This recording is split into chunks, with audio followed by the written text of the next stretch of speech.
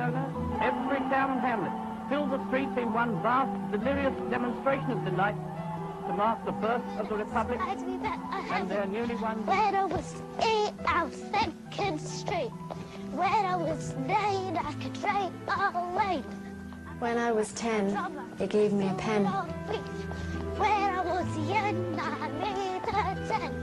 When I was 12, I ran away. When I was 3,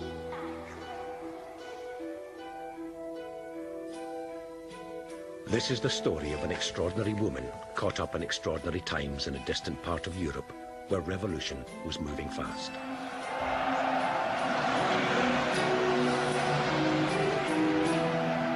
Spain is the place where the future of the world is being determined. It's not just another little local difficulty. Spain was the place where fascism and democracy would finally meet face to face.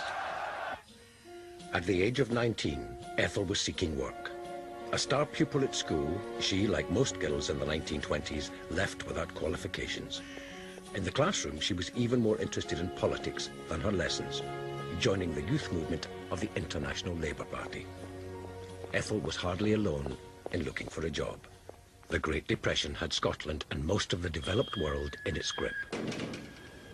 British unemployment in 1933 exceeded 3 million. The women in Ethel's early life would have cooked and cleaned all day long for families of up to 10 children. Many took part-time work to eke out their men folks' paltry wages, cooking and cleaning again for the families of the rich.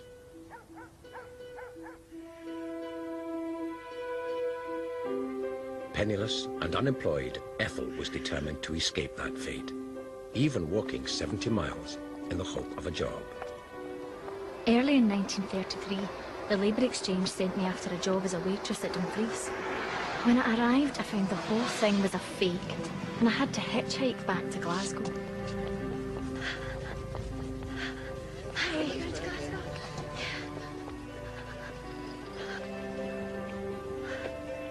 Great.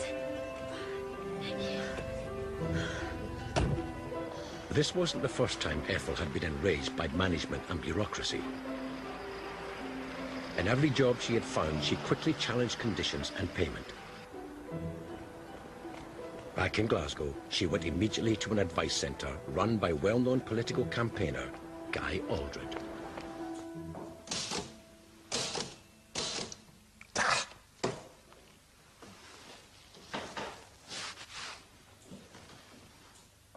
You can't type, I suppose? Can't be that hard. Guy Aldred was a very influential figure, I think. He was the editor of the Anarchist newspaper Freedom. He was somebody who, as a young man, had spent a little time with a whole range of different organisations until he settled and became involved with the anarchist movement. Ethel and Guy Aldred clicked. He was dubbed by his supporters the guy they all dread for his fearless attacks on the state and employers. Perhaps we should start with my case. Ethel discovered anarchism and her political home for the next 30 years.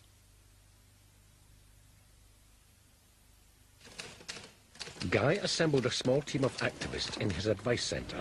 Good morning. They often gave their services free of charge to the poor and distressed. As a result, they were poorer than those they helped. Guy Aldred, the Knickerbocker rebel, gave impassioned speeches on Glasgow Green, in law courts, and on every street corner defending the rights of the working man. He learned his trade as political speaker and provocateur in the turbulent London politics of the 1910s and 20s, adding his voice to socialists and communists in the public arena. Hello, citizens, men and women. I am taking advantage of this event to draw your attention. Finding an affinity with Glasgow's radical working class, Aldred had no faith in Parliament representing the interests of the poor. The issue then was free speech. The top of every radical's agenda was what to do about the rapid rise of right-wing movements throughout Europe. In 1922, the Black Shirts marched on Rome. King Victor Emmanuel looked on, while the fascists seized control of all Italy. Mussolini had become Europe's first totalitarian dictator in 1926, outlawing other political parties. In the whirlpool of Europe's politics, the scum was coming to the top. Even here, the first germs of the disease. In Britain, Oswald Mosley organised the British Union of Fascists. From the beer cellars of Munich came a new voice. A leader was in search of a people, and a people was in search of a leader. In Germany, Hitler became Chancellor in 1936, immediately setting about rearming the country and creating the SS. Democrats and radicals alike, the spectre of fascism was terrifying, and they knew that a final terrible showdown with the extreme right was inevitable.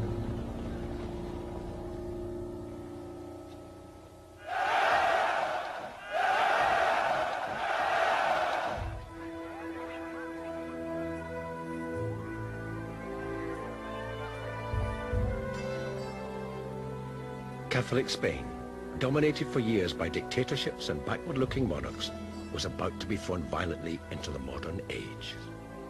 It seems almost incredible that those folks that cried, "Viva el Rey," should soon be yelling, "Down with the monarchy, death to the king, death to the queen, viva la republic." In 1931, the old monarchy had been overthrown and the new republic declared.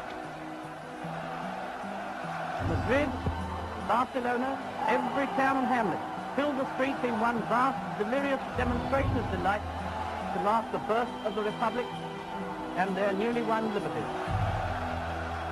But change was not quick enough or widespread enough for everyone.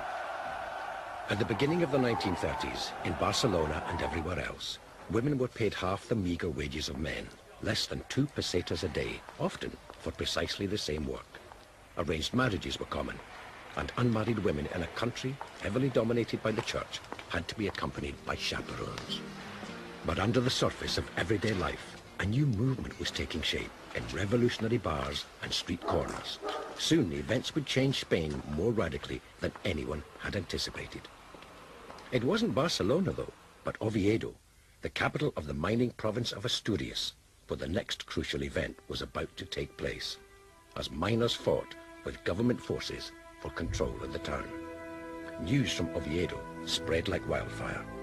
Radical thinkers like Ethel MacDonald, now 27 years old with 8 years of anarchist activism behind her, quickly picked up on the importance of what was happening in Spain.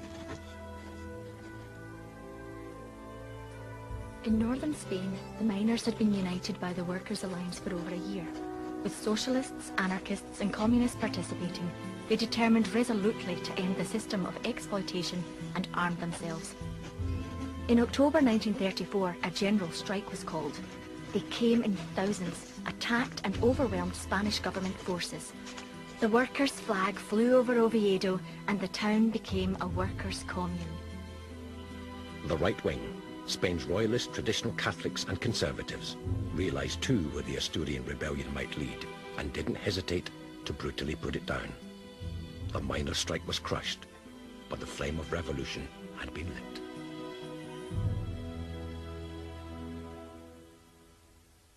Spain is in the grip of an election. All parties have made their appeal to the people, and Barcelona has good reason to be satisfied with the result, a clear victory for the parties of the left. Things begin to accelerate in February of 1936, when a Republican government is elected on the same program it had been elected on 5 years before. But 5 years before, it had failed to fulfill most of its promises to bring about social change. It had promised land reform, and that had got diverted and not been fully implemented. It had promised trade union rights, and those rights had been driven back in the previous couple of years. It had promised secular education and limits on the power of the church. None of this had really been carried through. But elections in Spain don't blow over after a little mild cheering.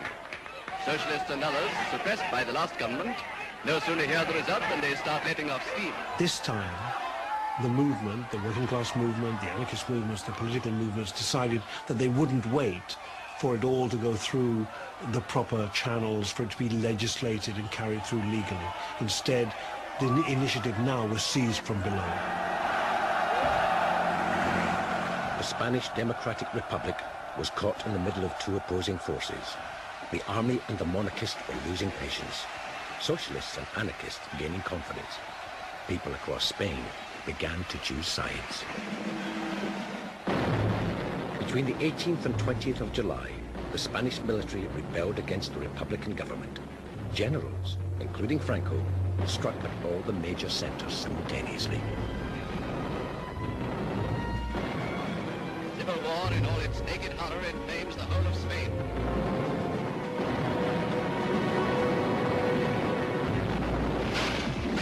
Seville and Granada fell. Cities like Oviedo fought back or were defeated. But in Barcelona and Madrid and elsewhere, the rebel generals were repelled. Hitler and Mussolini supported the rebels with military aid. Britain and France adopted a policy of non-intervention, banning the sale of arms to the Spanish government. So the Republic turned to Stalin's Russia for military assistance. Madrid enthusiastically hails the arrival of a diplomatic representative from Russia. Mr. Rosenberg is the first ambassador the Soviet government has sent to Spain. There are strong bonds of sympathy between Russia and the Spanish government. Communists believed in ridding the people of oppressive government, but only after the defeat of capitalism. Before then, there must be a disciplined dictatorship of the people, anathema to anarchists. And for communists, defense of the Russian Revolution was paramount. The communist salute is used by everybody in Barcelona, and the government, though not communist itself, issues rifles to all who will defend it. Spain was now divided. About half the country in the right-wing army's control, the rest loyal to the Republic. The people of Barcelona took to the streets and built barricades, knowing full well they'd need to defend their city again. Days lengthen to weeks, and still the burning, fighting, killing go on in the desperate battle for power.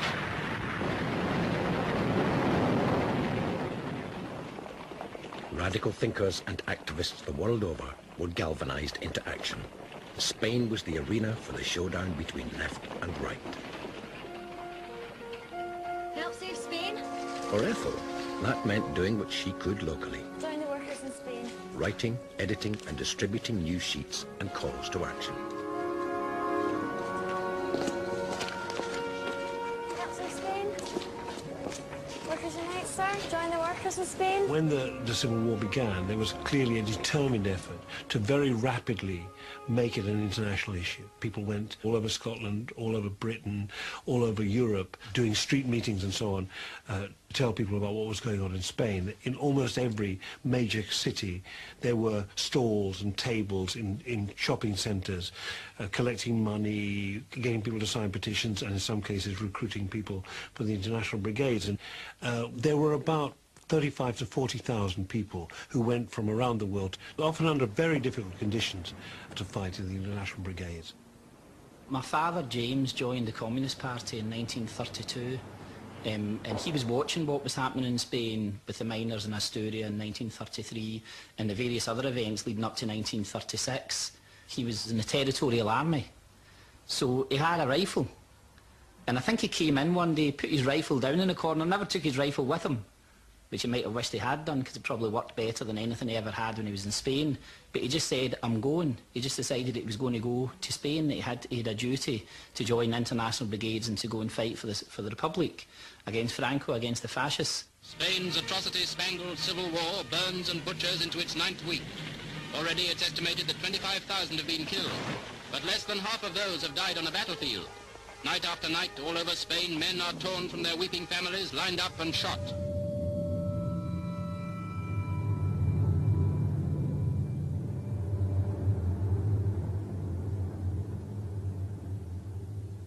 André Prud'homme, leading French anarchist, wrote to Guy Aldred from Barcelona, requesting an English-speaking journalist to inform the world of Catalonia's revolution.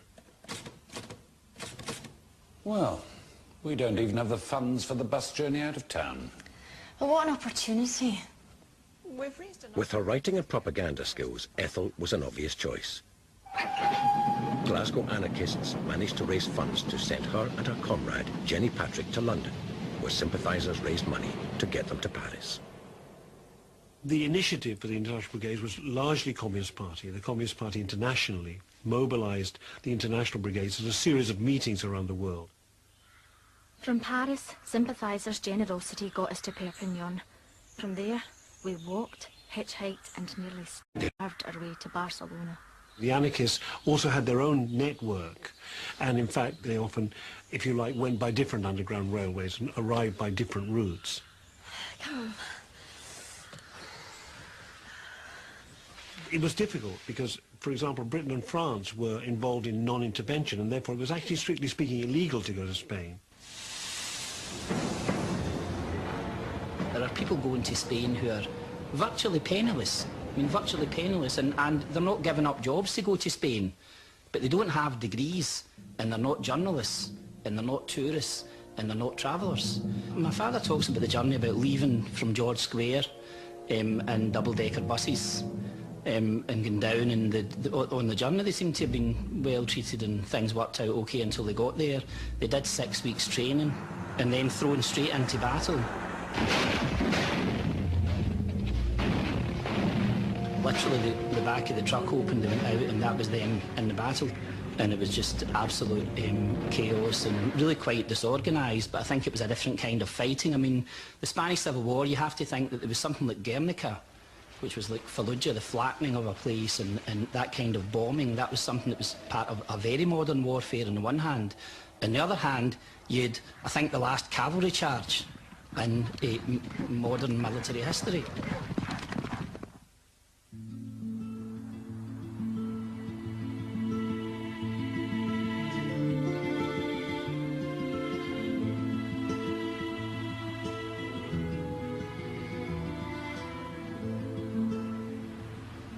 The battle between Republicans and right-wing rebels hadn't reached Barcelona yet. In that city, a whole new way of living was being explored, especially in Barcelona's old town, the epicenter of the anarchist movement.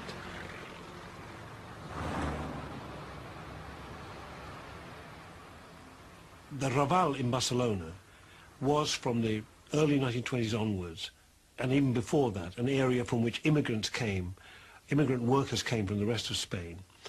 They tended to be illiterate, they tended to be very poor, but it was precisely there that the anarchists organized education, organized community organizations and so on, and really that was their base. Llegué a Barcelona del año 34. No participé antes del 36 en ningún grupo anarquista. Quería. Lo que sí participaba era, con mi padre, en todos los mítines, ¿no? Entonces allí se reunían, yo iba a las plazas de toros, la Monumental y tal, estaba negra de gente, negra. The Café La Fragua was a kind of typical restaurant for working class people. Long tables, simple furniture, basic food, cheap and available, lots of noise, lots of debate, lots of discussion. So this is Barcelona. This is Barcelona where there's a power on the ground, there are organizations, the streets are controlled by people's militias, the factories are controlled by workers' committees. There is a real new kind of power emerging in Barcelona, a workers' power. Instructions from above, from the government, were no longer simply accepted. Even simple requests for curfew, for example, would be debated, overruled. Ja ho sabem, camarada, però no esperem ordres de dalt. Sabem el que passa. Els carrers estan organitzats i la gent sap el que ha de fer. The people felt they had the power. The fundamental anarchist principle is you should always challenge authority.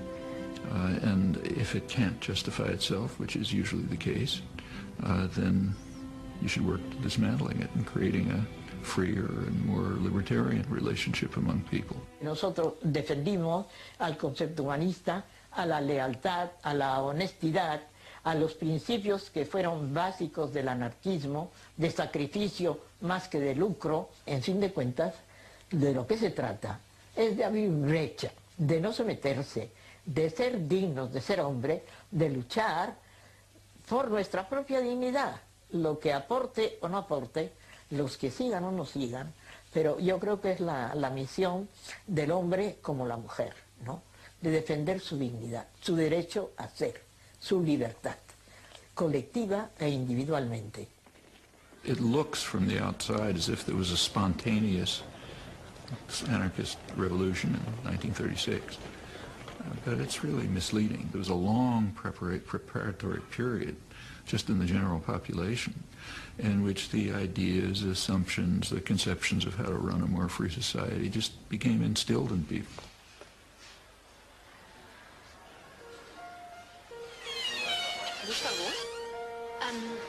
I was told to report here. Qui és vostè? Andre Prudhomme sent me.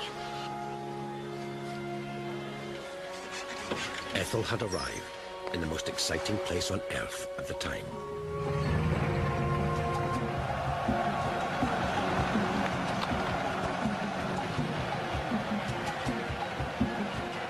For 10 extraordinary months in 36 and 37, the region of Catalonia became the center of one of the most radical revolutions in world history. Some 3 million men, women and children were involved. In the countryside, surrounding Barcelona, peasants formed communes on land confiscated from the old ruling elite. Workers took over the factories. Police were replaced with civilian self-defense forces. In Catalonia, 3/4 of the economy was under anarchist control. Hotels, shops, barber shops and restaurants were collectivized and managed by their workers, often making them more efficient. En la calle Viladomati, Gran Vía, de un antiguo convento, y ahí se hizo, primero dice Universidad Popular, y luego quedó en el Instituto Libre. From each, according to his ability, to each, according to his needs, was put into practice. In some communes, money was entirely eliminated and replaced with vouchers and bartering schemes. A partir del moment que la revolució s'extén per Catalunya, en algunes de les zones catalanes, al centre o a la zona costera, hi ha algunes col·lectivitzacions en mans d'anarquistes que sí que deixaran d'utilitzar la moneda corrent i que faran un altre tipus de moneda o fins i tot utilitzaran el sistema de l'intercanvi. Però bàsicament aquest tipus de substitució de moneda per l'intercanvi és més un mite que una realitat que s'estén per tota la Catalunya revolucionària de l'any 36. Per tant, la moneda continua utilitzant-se i sí que és veritat que a vegades entre unes col·lectivitzacions i unes altres s'intercanvien els productes. A una li sobrava, per exemple, blat i a l'altra, en canvi, tenia un excedent de vi. Every facet of life was being experimented with. It was an extremely successful, maybe the most successful case of people actually taking their lives into their own hands, running it successfully. Very poor people. I mean, I remember as a child back in the around 1940, when I was just learning about these things, reading the documents of the collectives, and some of them are very moving. There's one in particular, a village called Membria, which describes itself as, these are just documents put together by peasants and workers in different places. They describe it as the poorest village in Spain, but the most just. Barcelona's a marvellous place in its architecture. The buildings are really wonderful, each one gleaming brightly and not a trace of soot or grime. In the main square, the Plaza de la República, the white walls of the Generalitat, the government offices, glisten in brilliant sunshine. Birds are singing in the trees and the sky is the most beautiful blue I've ever seen. Civilian soldiers dressed in their inevitable dungarees and little red and black Glengarry bonnets and smoking endless cigarettes strode casually in Las Ramblas or chatted to the girl soldiers in the Plaza Catalunya. Y yo recuerdo que las chicas de donde yo trabajaba tuvieron la ocurrencia de comprarse, porque nadie los llevaba, de comprarse unos sombreros y venir a trabajar con sombrero, porque entonces solamente los llamaban las burguesas, ¿no? Las chicas bien. Y entonces tuvieron la ocurrencia porque nadie compraba sombreros, ¿no? Entonces, sí, aquello fue un gran cambio. This new confidence, this thirst for change, came as a reaction to years of repression. Yo recuerdo que había una muchacha muy bien arregladita, muy todo eso, y a mí me extrañó enormemente porque esta chica no sabía leer, no había ido a la escuela. Entonces yo me extrañaba, ¿no?, que una chica de mi edad y todo eso, de que no tuviera ni siquiera esos conocimientos elementales. Women's lives changed radically. The Republican government had improved things in allowing divorce in exceptional circumstances, but anarchist women wanted more. In 1936, they founded their own pressure group, Mujeres Libres, Free Women. Yo creía que era una cuestión de mujeres mayores, de 30 años para arriba. Entonces yo no llegué, sí conocí algunas que estaban en Mujeres Libres, pero es que tampoco me hablaron ni me hicieron, ¿quieres apuntarte? No tenía ni el PUR, ni contra. Luego ha sido cuando yo, que compraba el periódico y la revista, luego yo le he dado toda la importancia que aquello tuvo. For the first time in Spanish history, women had a real say, politically, economically, and in the home. The Spanish term, for example, mi mujer, meaning my wife, but literally my woman, was immediately replaced by mi compañera, comrade. Había un verbo que se popularizó, fraternizar. Fraternizar, aquello era la cuestión de fraternizar. Los primeros días, desde luego, fue algo magnífico, tú. Mujeres Libres numbered 30,000 women at its height. They set up a women's college in Barcelona, which by 1938 was taking in 600 to 800 female students per day. Y lo que querían, sobre todo, es cultivarlas y prepararlas para que tuvieran un rol en la sociedad. Porque si tú eres una mujer, eres ante todo una individualidad, ¿comprendes? Entonces tienes derecho a escoger la vida. No estás condenada a estar en el hogar, ni estás condenada a ser madre, ni estás sobre todo el derecho de ser tú misma, lo que tú quieras ser, ¿no? They opened maternity hospitals and schools and organized military training. There were, particularly among the anarchists, very fine, very combative women militias. And Ethel went into that world where she would have met people like her, young working class women who were involved in a fight for workers' power and a fight against fascism. I had difficulty deciding which soldiers were young men and which were girls. They were dressed exactly alike, but as we drew nearer, we saw that all the girls had beautifully permed hair and were strikingly made up. Through the streets, naked murder is stalking, the ever-present spectre in a country divided against itself. In the rising of fascists against the government, brother raises his rifle against brother. Seville, Saragossa, San Sebastian, from all these places known so well to holidaymakers in times of peace, pictures unfold the cataclysm that has taken toll already of 20,000 lives. In Spain, as in the wider world, stories of violence attributed to anarchists made the headlines more often than their revolutionary experiments. For many anarchists, non-violence is central to their cause. However, there can be no doubt that in the prelude to and during the Civil War, hundreds of churches throughout Spain were attacked and burned. As many as 700 priests in Catalonia were killed. Some of these atrocities must be blamed on anarchists, but there are many groups involved with the rebellion against conservative Spain. Trotskyites, communists, and the right wing themselves, seeking to vilify anarchists and the Republic generally. At the early stages of the Spanish anarchist revolution, there were acts of violence, like killing of priests, for example, burning down of churches and so on, which were unconscionable, but were a reaction of very oppressed people to highly oppressive institutions, which had been crushing them for centuries. And when people liberate themselves, unpleasant things happen. Anarchism is not a doctrine. Nobody laid down the dogma. I think it should best be looked at as a kind of a tendency in human thought and human action and human affairs, a tendency which is certainly based on principles.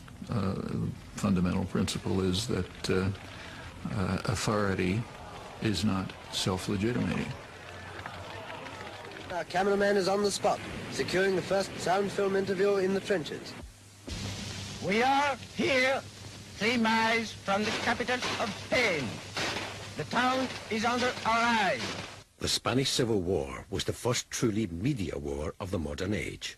Radio, film, and poster art were all brought into play. The walls of the city, said one observer, became an anti-fascist art gallery.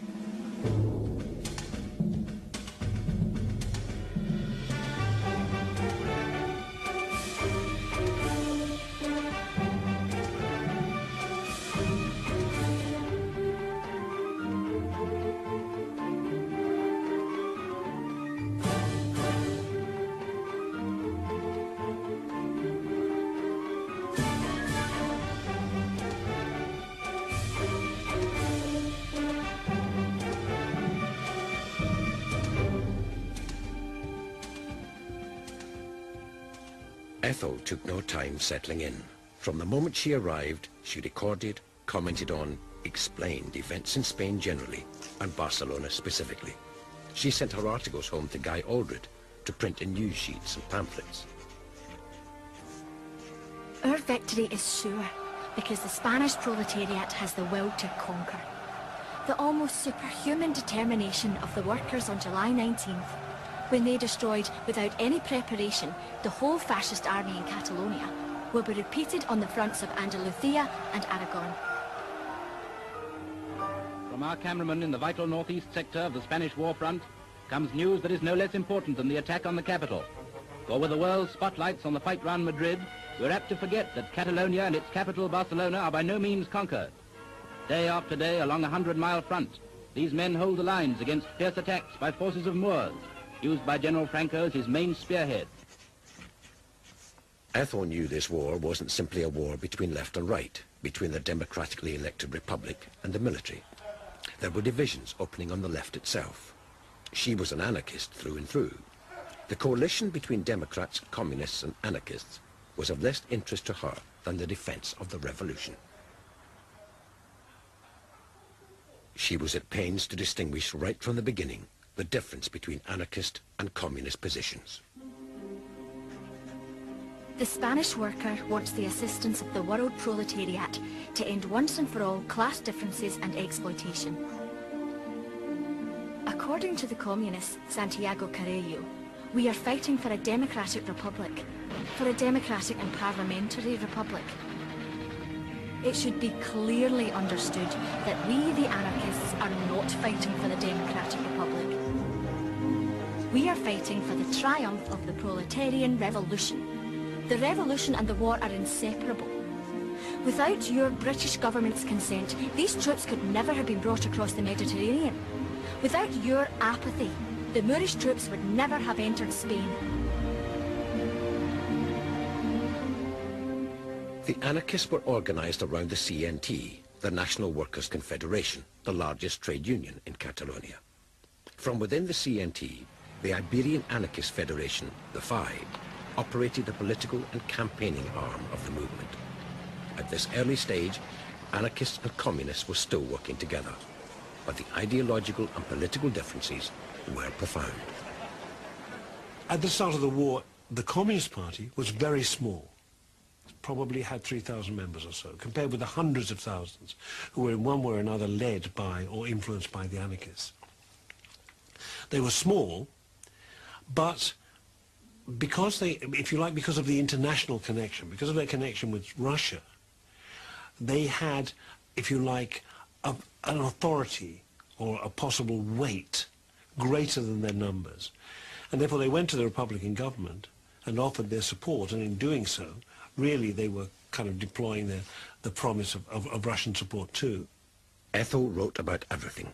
The progress of the front line, almost within hearing distance, the tensions between the factions, the work done in collectivized villages and factories. Living and working in a city on edge, waiting for a attack at any moment, was a rich source of material.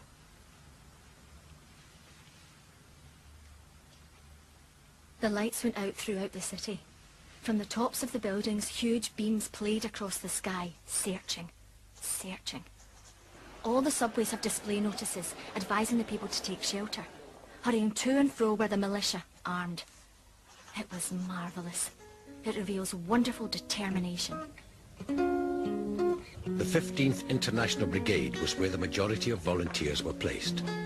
40,000 people worldwide came to fight in Spain. Over 2,000 British, a quarter of them Scots. Barcelona, November 10th, 1936. This evening we went to a meeting of the French and German sections. Pardon? Ah, désolé, mademoiselle, je parle pas espagnol. This place is full of people of all nationalities. Most of them are about 25 to 30 years old. Romanians, Bulgarians, Russians, Germans. This is the kind of international that will unite the human race.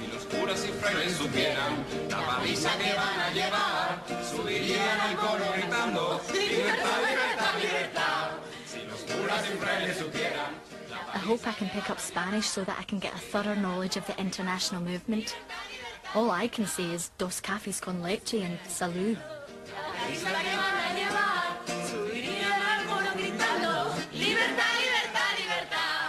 Everyone says that Spanish is simple. But to me, the pronunciation is like committing suicide. I almost trip over each word. Nothing depresses me so much as the fact that I don't understand what's being said, and I'm unable to ask exactly what I want. It gives me an inferiority complex. All languages are spoken here, but those who understand English are few and far between.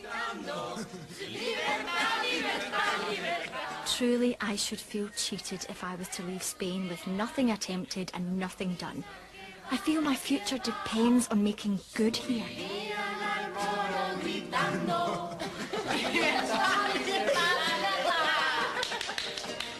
I shall do great things when I'm back in Britain, but I want to achieve something here first.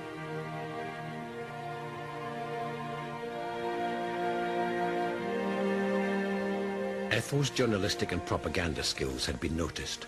She was recognized as the right voice for Barcelona's anarchist radio station.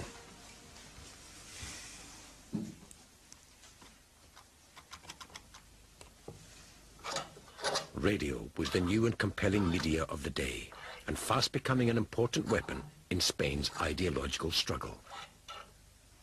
As soon as Franco's rebels attacked, they began broadcasting propaganda, war news, claims of victory and other military information for public consumption.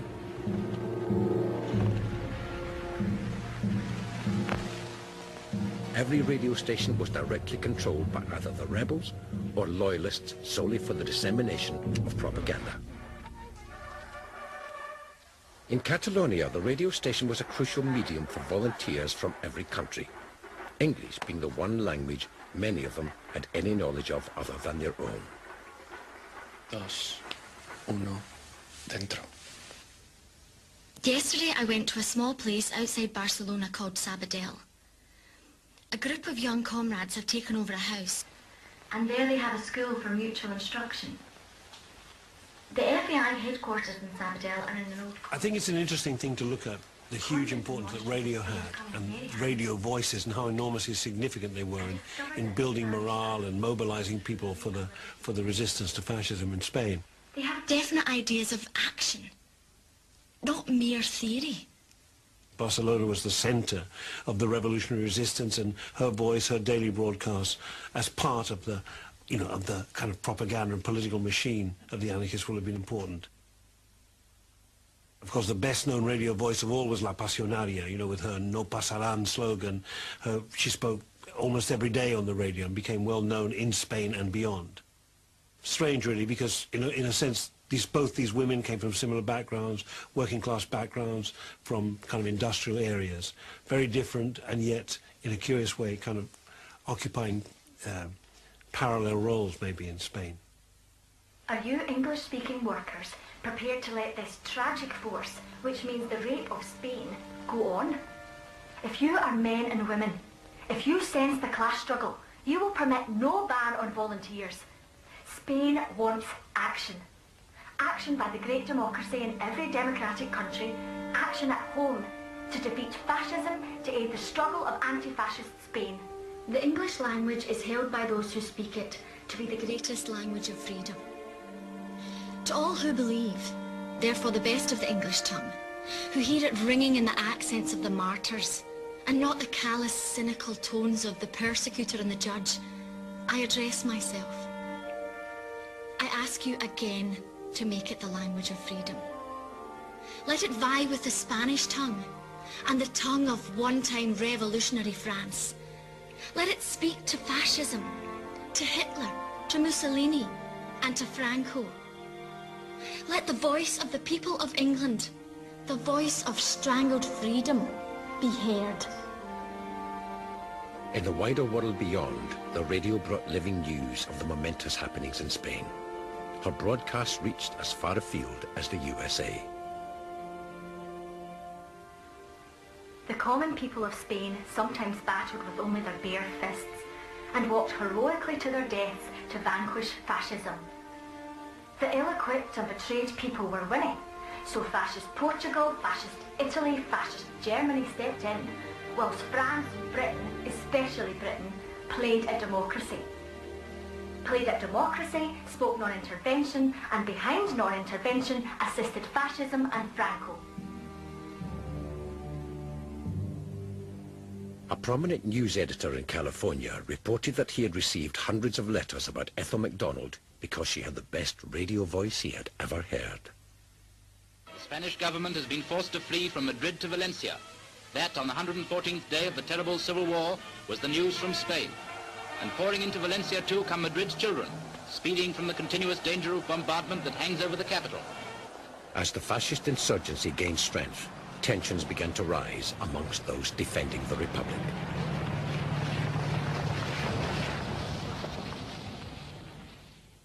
On November the 14th, Buenaventura Durruti, a leading anarchist, returned from the Aragonese front, where he commanded a force of 5,000, the legendary Durruti Column.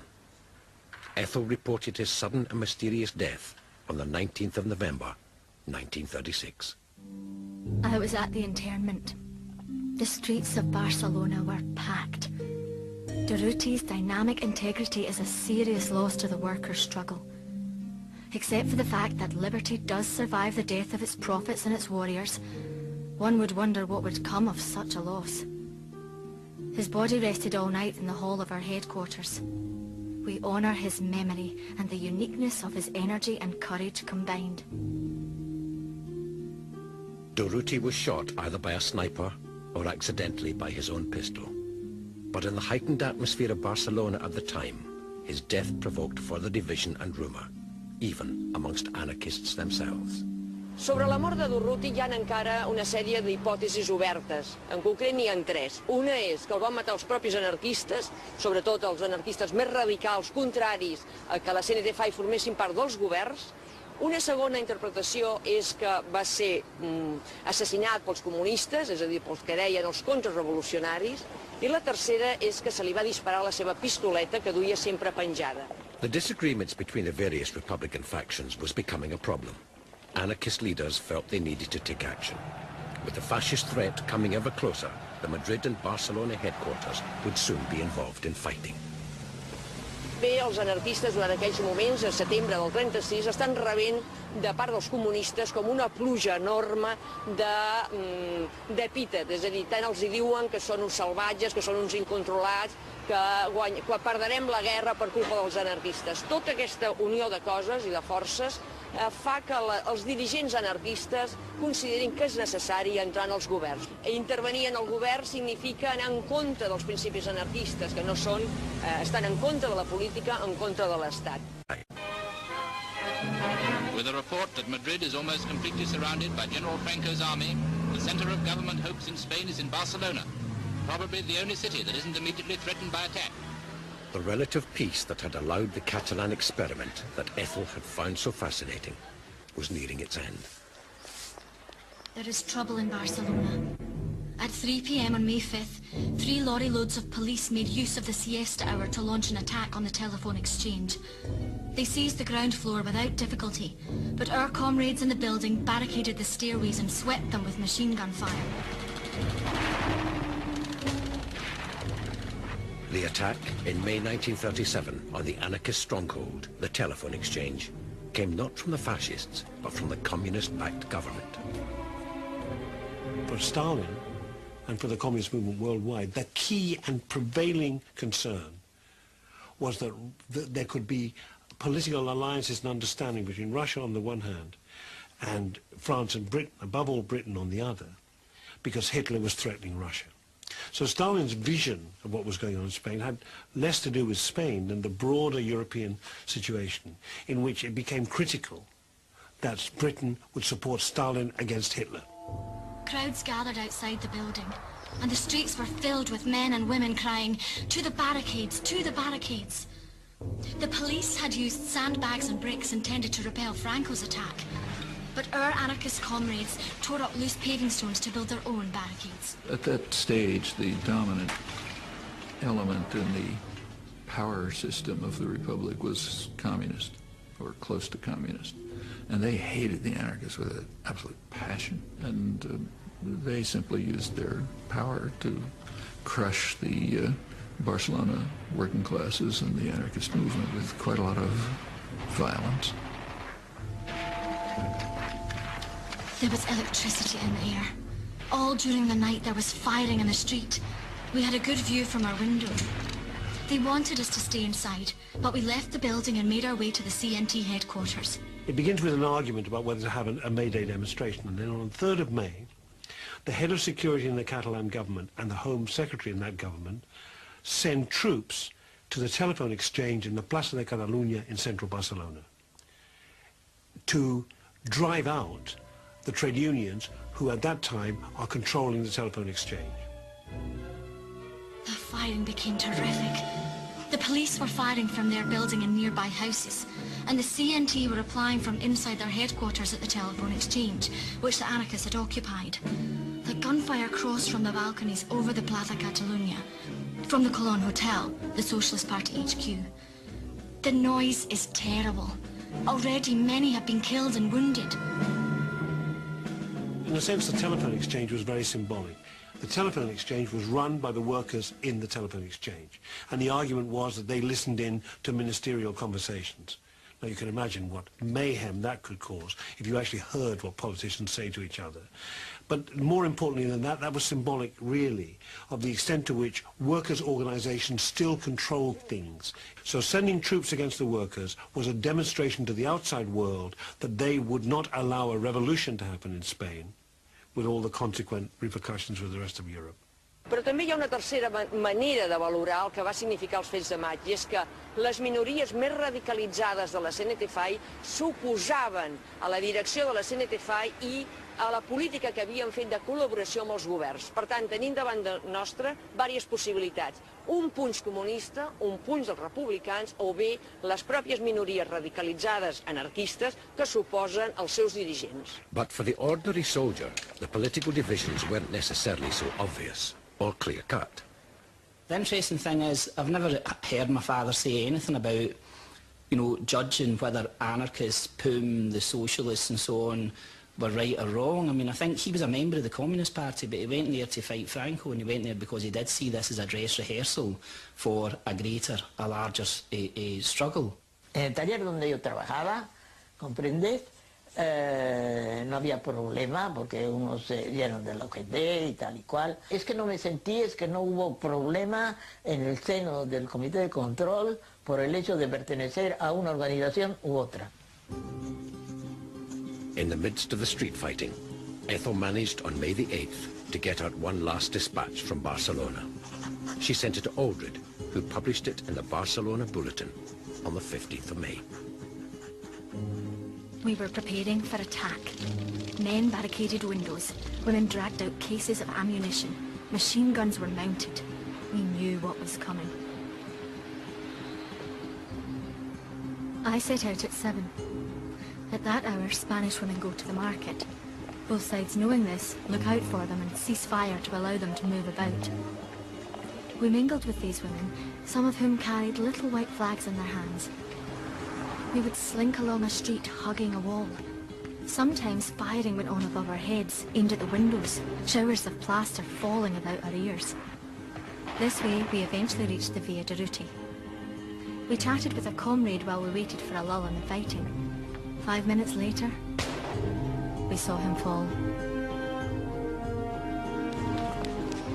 This was our life for the next 3 days. We busied ourselves filling cartridges for the soldiers and preparing food for them. At mealtimes we felt that all the food was needed for them, and we had our meals in a little restaurant a few streets away that had remained open for us.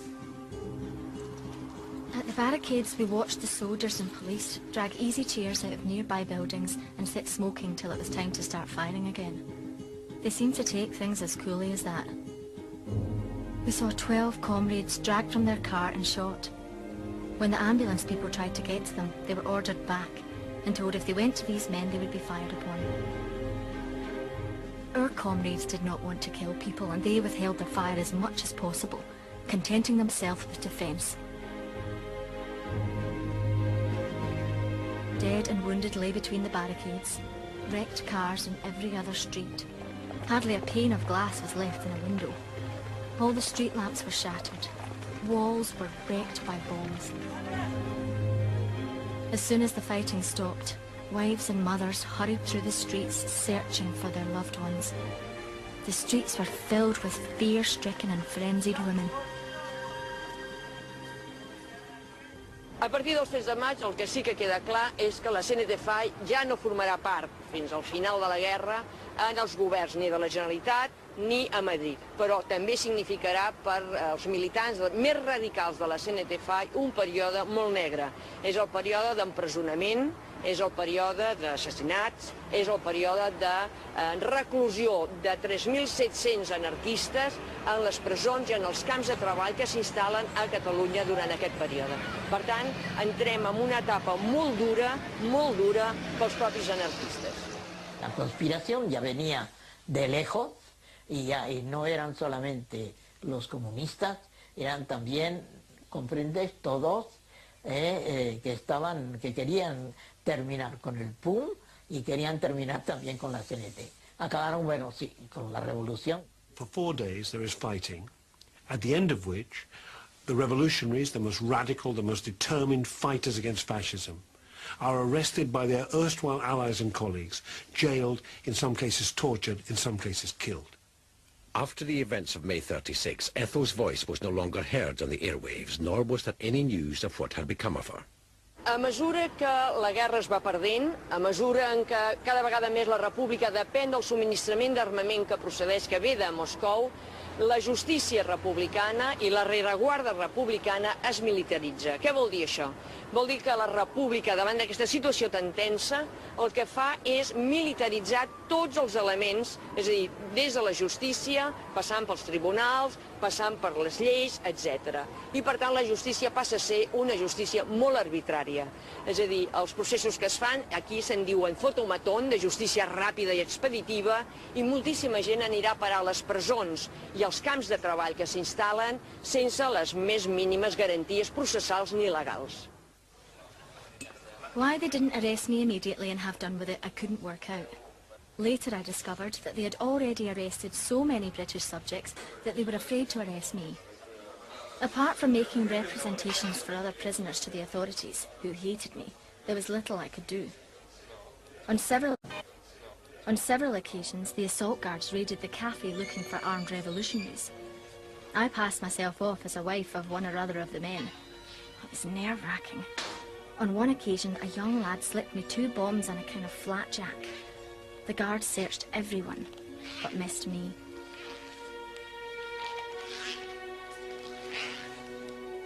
While Ethel hid out in Catalonia trying to find a way to get home, she was becoming famous in her native land.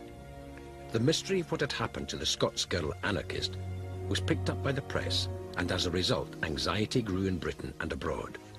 There were rumours that she was in jail, that she was being tortured, that she was dead.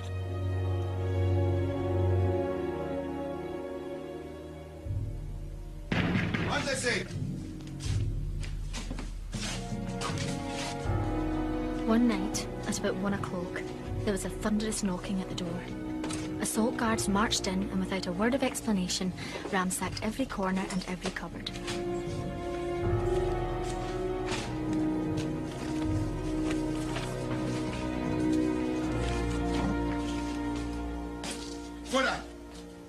Eventually they took me to the police station and left me there all night.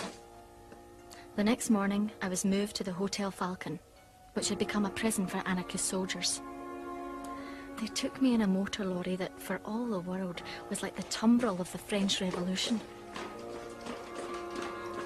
They wanted me to sign some document, but I refused. My fingerprints were taken, and no charges were preferred against me.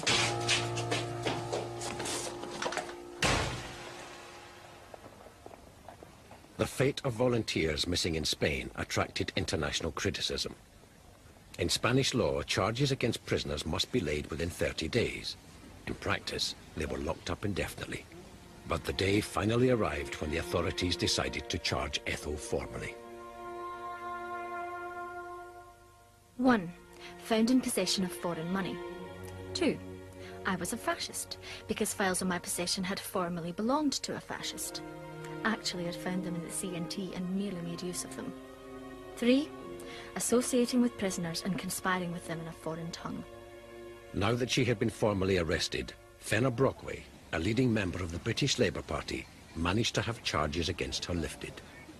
Fenner Brockway es trasllada al que és la presó en aquells moments on estan concentrats 150 persones. Aquesta presó estava situada exactament aquí, aquí de davant, i era l'antiga seu del PUM al capdavall de la Rambla de Barcelona. Quan entra Fenner Brockway es queda absolutament astorat, perquè es troba amb 150 persones en una situació molt precària. Només hi ha un lavabo, només hi ha una pica per rentar-se les mans, a més, només els hi reparteixen 2 menjars que són sopa i un trosset de pa al dia.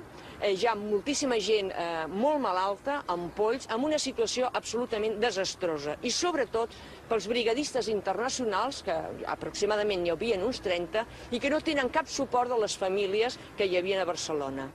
Towards the French frontier, an endless procession of refugees winds on, driftwood on the seas of political passion, met by French guards who examine credentials and give out food. Citizens escaping the fighting south and west of Barcelona were flooding through Catalonia to get to the safety of France. The Republican Guard checked their papers at the border, so Ethel needed a visa to leave the country. The British consul told me that friends in Britain and America were preparing for my being allowed to leave the country. But I couldn't do that until I got a pass, and if I tried to get one, it would be an excuse for my arrest.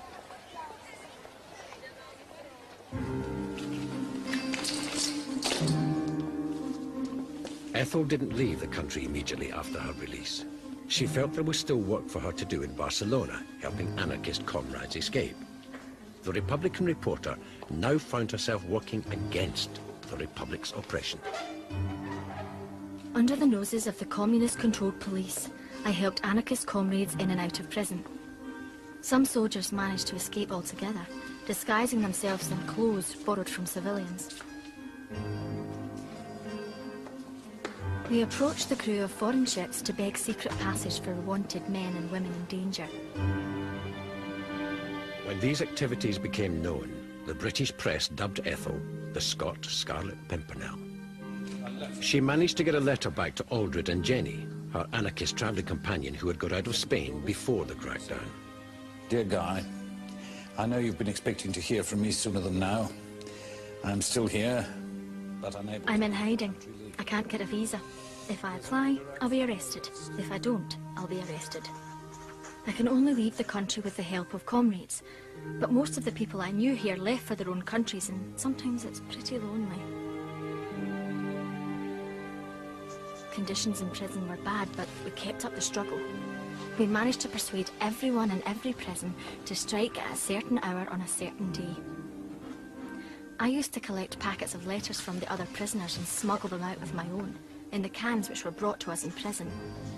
The cans, thanks to careful planning, always landed in the hands of the same man, who knew what to do with them. Everything was cut and dried. Street plans were prepared, and everyone knew, if they escaped, exactly what to do and where to go. The letters and arrangements for those going abroad were handed to a French skipper. I'm still here, but unable to leave the country legally. I am a terrible sight. I have lost everything. I need your help and solidarity. Please do not fail me. Not that I am afraid, but I would be foolish if I didn't know the danger I am in. Beyond the prisons, the Civil War itself was going badly. The Republic was losing ground to a far better organised rebel army. Britain, although still not taking sides, was increasingly worried about the safety of its nationals in Spain. Barcelona becomes the storm centre, as General Franco's threat to bombard the city leads our government to take steps to ensure the safety of British citizens. That safety will now be provided by the formation of a neutral zone south of the harbour. At the docks I was questioned, but after a few minutes they allowed me to pass. I was never so thankful in my life. After almost a year, Ethel fled the country she had longed to help.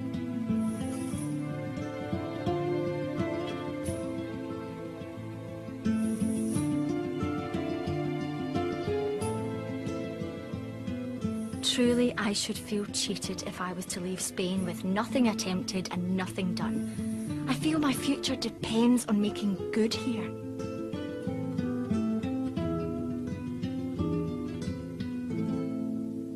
Into the little French town of Le Pertu on the Spanish border comes an unending stream.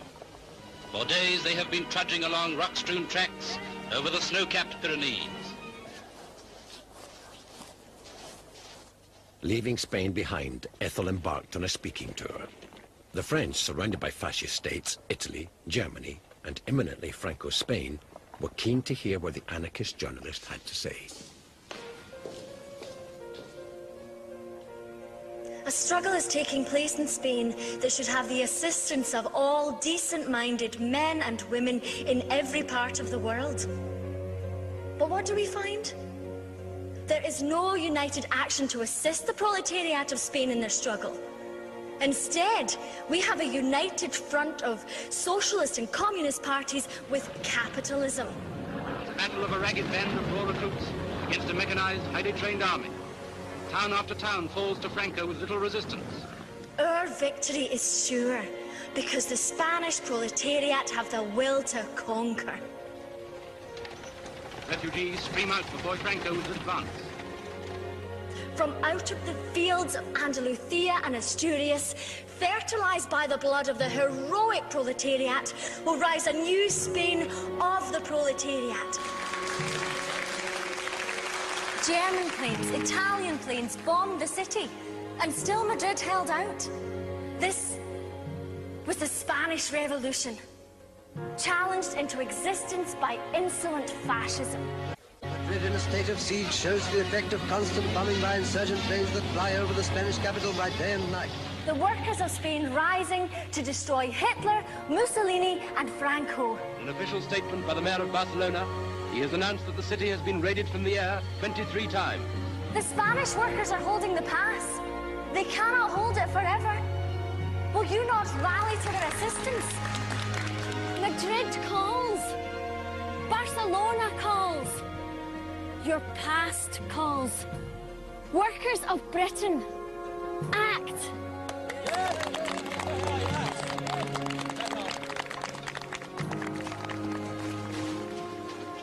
Anda, no me hables. Yo creo que lloré.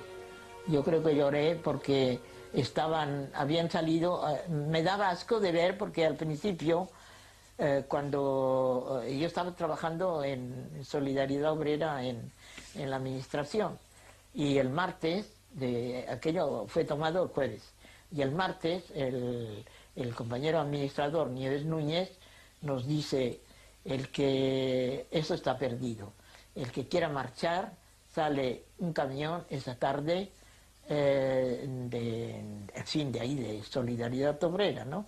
Entonces yo llego a casa y le digo, nos vamos, nos vamos. Mi papá estaba muy acabado físicamente. No tenía aún los 65 años, pero estaba muy acabado físicamente. Y mi papá dice, yo no me muevo. February the 27th, 1939. Britain and France recognized Franco's regime even before its final victory. March, Hitler and Mussolini lay down the foundations for their infamous Pact of Steel. April the 1st, the rebels proclaimed victory. Mi hermano había llevado a mi madre al cine los primeros días que entraron los nacionales, ¿eh? Y una vez quise ir yo. Dice, si vas a ir al cine vas a tener que levantar el brazo. Yo no voy a levantar el brazo en alto, ¿sabes? Y resulta que vamos al cine y evidentemente no estaba lleno, ¿no?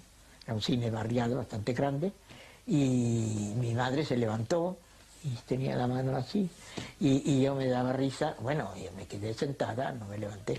Pues has de creer que no sé cuántas butacas, hileras de butacas había detrás de mí. Meneó toda la butaca, haga usted el favor de levantarse, si no hubiera levantado me meten en la cárcel. Y allí, pues mira, y a mí me saltaron las lágrimas, yendo allí me saltaron las lágrimas. The new ruler of Spain rides into the city of his conquest. Behind him is Moors, his army lines the route. The Moors and the light tanks come first, then the Italian black shirt division. September 1939. Hitler invades Poland. The swastika spreads its curse over Europe, and Hitler has forced the world into a new war. It was a speculation to ask, what if the war in Spain had lasted that little bit longer? Would the Western powers then have been obliged to move in defence of the Republic, despite the fact that, for example, the British government, the people in the British government, were much more sympathetic to Franco and the fascists than they were to the Republic? If you take a look at the Spanish Civil War, they had two phases. The first phase was a joint effort in different ways by fascists, communists, and liberal democracies to crush this beast of freedom, free people running their own lives, seeking freedom and justice. That can't be tolerated. So they all collaborated in crushing that. And it was only kind of after that was taken care of that they went to war among each other in their own ways.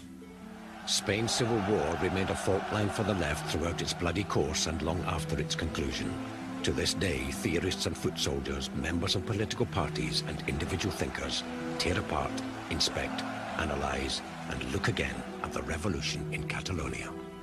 Now, it's quite right, absolutely right, that anarchists who feel they were betrayed by certain elements of the Communist Party or communist leadership in Spain, that they should feel angry. But at the same time, I think there's such a strong strand of anti-communism running through the 20th century, such a profound and deep strand, that I think there's still the risk of witch hunts.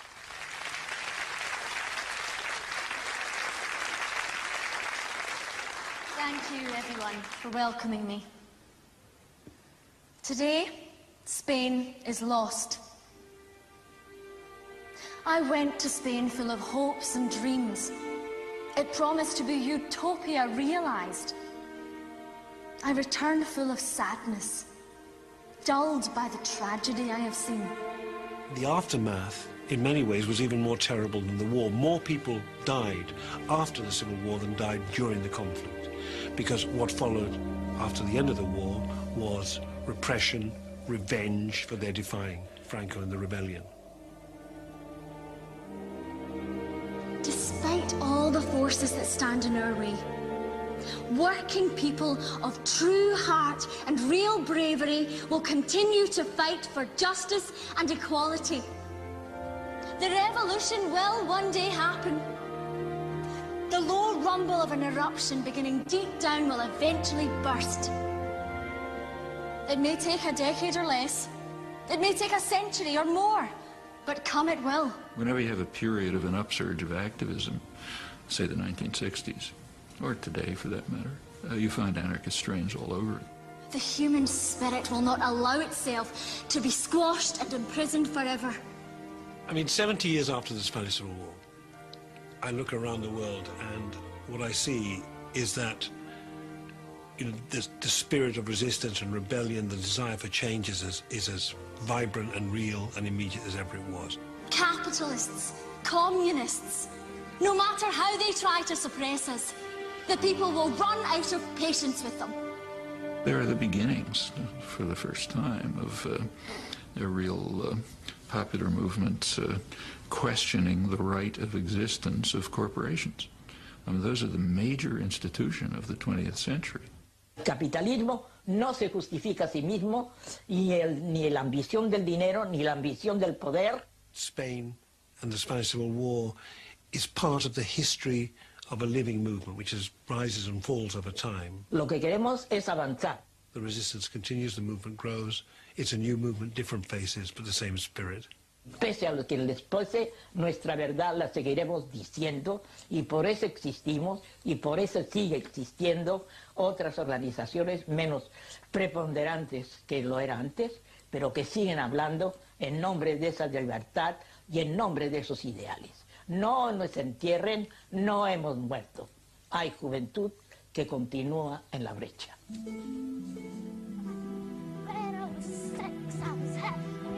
English-speaking workers, why are you sleeping while your Spanish brothers and sisters are being murdered?